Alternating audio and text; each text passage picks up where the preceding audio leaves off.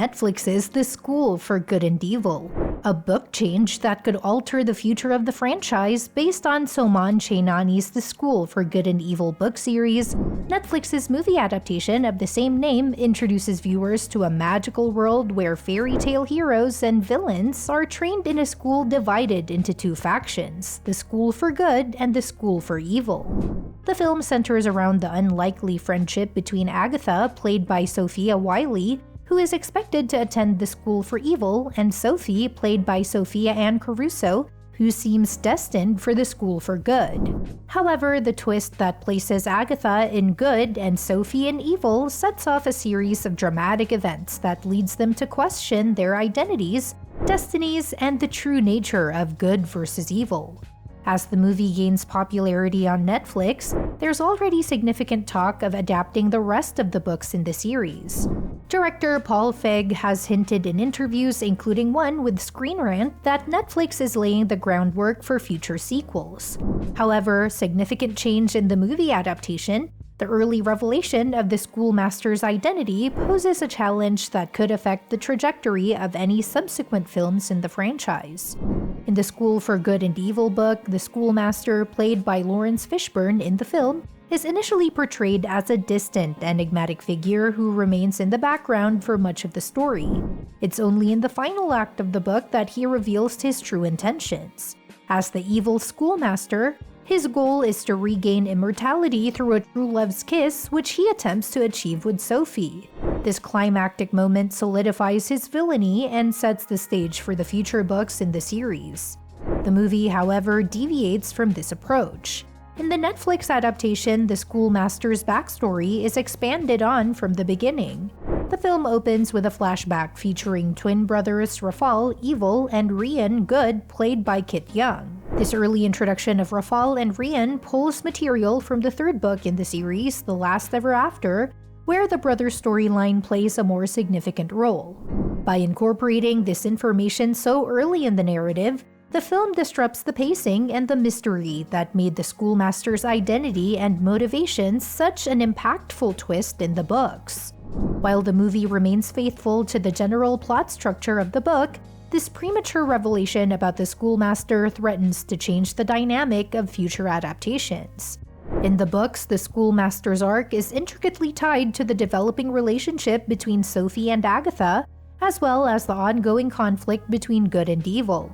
By fast-tracking the storyline in the movie, the sequels may struggle to maintain the same level of suspense and intrigue that made the original story so compelling. The introduction of Rafal and Rian as twin brothers representing good and evil brings a significant plotline from later books into the first movie, and this decision has consequences for how the rest of the series could unfold.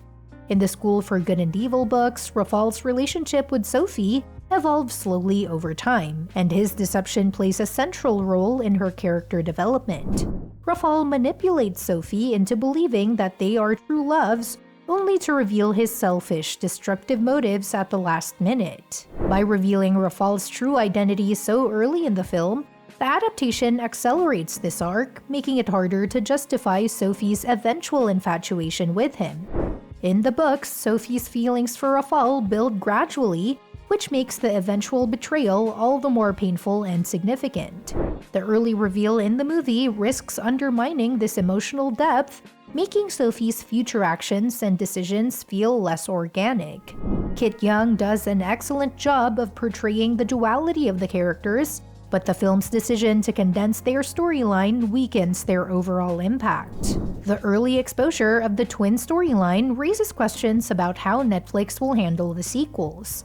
The first book in the School for Good and Evil series leaves several plot threads unresolved, setting the stage for future conflicts.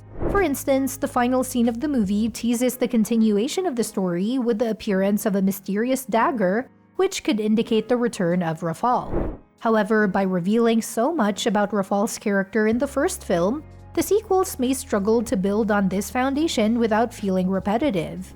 In the books, Rafal's storyline spans multiple installments, with each book gradually revealing more about his past and his motivations. This slow unraveling of his character creates a sense of tension and anticipation that keeps readers engaged. By contrast, the movie's decision to introduce Rafal and Rian so early could make it difficult to sustain this momentum in future films.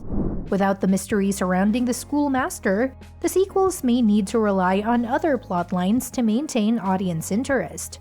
Moreover, the relationship between Sophie and Rafal is a key element of the book series, and its premature resolution in the movie could alter the dynamic of future films.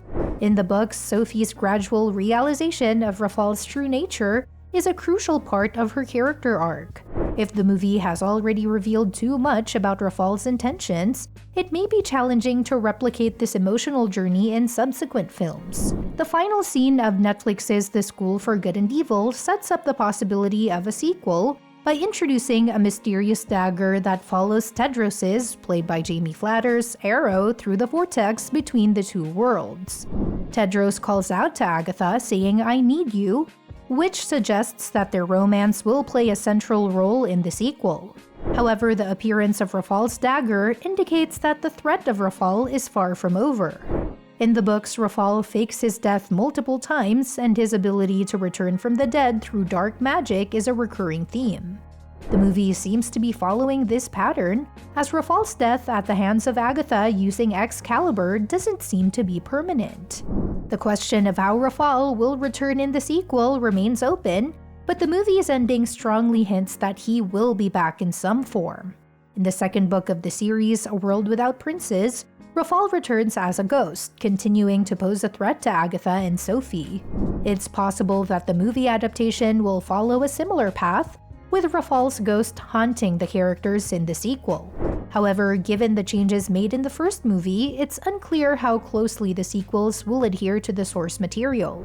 The second book in the series takes the story in a new direction by introducing a division between the school for boys and the school for girls. Agatha and Sophie are forced to return to the school after being chased out of their village, and the conflict between good and evil becomes intertwined with the issues of gender and power. This new dynamic creates fresh challenges for the characters, as Sophie once again embraces her villainous side, while Agatha struggles to maintain her relationship with Tedros. In the movie, the decision to have Tedros pierce the vortex instead of Agatha represents a small but significant departure from the books. And that's it for today. With Rafal's storyline already exposed and Sophie's character arc fast-tracked, fans are left wondering how the filmmakers will maintain the suspense and emotional depth in upcoming adaptations. While the movie teases the return of Rafal and a continued romance between Agatha and Tedros, the path ahead is less predictable than the books. What do you think? Will these changes from the book enrich the films, or will they strip away the complexity that made the original story so captivating? Let us know in the comments.